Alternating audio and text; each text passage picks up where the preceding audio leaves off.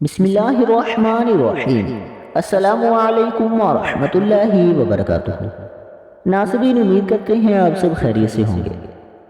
باقی رہنے والی نیکیاں، یہ حضرت ایوب علیہ السلام کی دعا ہے۔ اس دعا میں حضرت ایوب علیہ السلام کا نور ہے، محمدی مہر کے ساتھ۔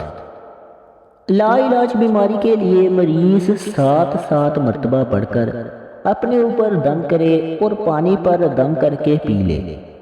ربی انی مسنی الضر وانت ارحم الراحمین۔